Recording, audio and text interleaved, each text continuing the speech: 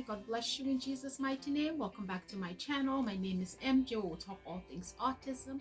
Happy Wednesday to you. I hope you had a restful weekend and that your Monday and Tuesday have been going great, and of course your Wednesday as well into this video. I hope you continue to make time for rest when it's needed, and continue to make time for being in the presence of God, spending time with the kids when needed, and just having time for yourself as well.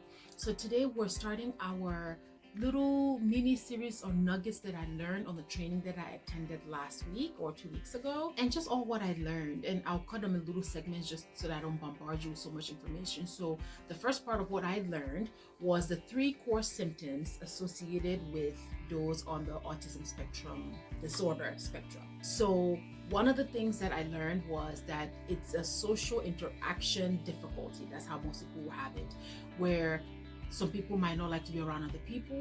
Back in the day, like the lady that was teaching us was like, well, this was where people would be like, oh, I'm an introvert or I'm an extrovert. I like to go out, I don't like to go out. I like to stay to myself, I don't like to stay to myself.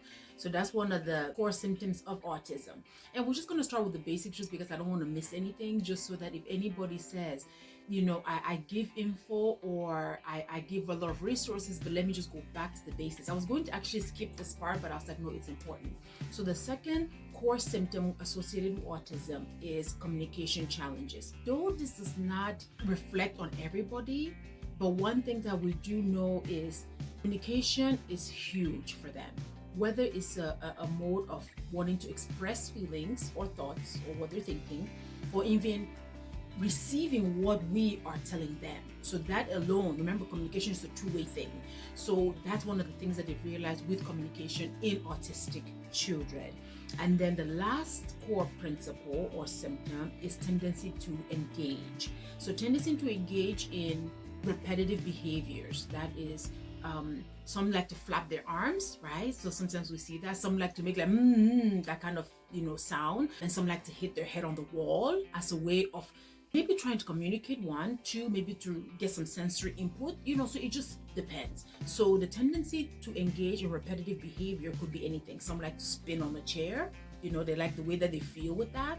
So a lot of them, and it's different for every child. But the one thing that they give us as a hint was, alongside this tendency to engage in repetitive behavior is attached to stemming, where it's something that they do to cope with something that may, 1, they be trying to say, or 2, they just do it because they're just doing it.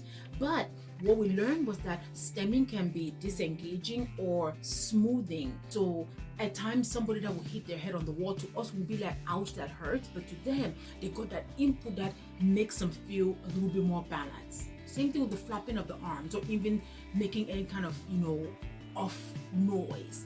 So there's either them trying to express something to you, or they're trying to find a way to feel like whatever needs that they need met at that time, they will do it to meet that need, right? So that's why even in communication challenges, everyone wants to be understood.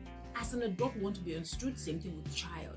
So imagine as a child that is autistic, I'm trying to tell you, let me say I want cereal, but I think I know where the cabinet is where you keep it, but now I might have a tantrum or meltdown to trying to express something that I can't seem to get out. And that's where sometimes we see the triggers of meltdowns or frustrations, because I'm trying to tell you something, but you're not paying attention to what I'm saying, and you cannot figure out what it is. But us as adults will also be looking like, just use your words, right? And we'll go later on to what was, cued to us as to how to respond to those moments. But those were the 3 core symptoms: social interaction difficulties, communication challenges, and tendency to engage in repetitive behaviors. So those were our top 3 of what we were taught on our training.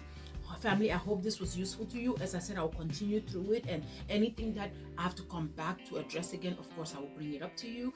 And I hope this was informative to you. But some people are just starting out the journey, and other of us have been there for years. So anybody that's looking for a platform where there's information that kind of you question, you're trying to figure out why and this and such, I hope that at least this was explanatory enough for you. But continue to do your digging, continue to do your research. There's so much information out there, but that was the first page of what they told us about autism. Okay, family, until next time, I'll see you guys on the Friday video to give you updates for the rest of the week. Remember, Jesus Christ is the same yesterday, today, and forevermore. Amen. Have a great rest of your week. See you guys on Friday.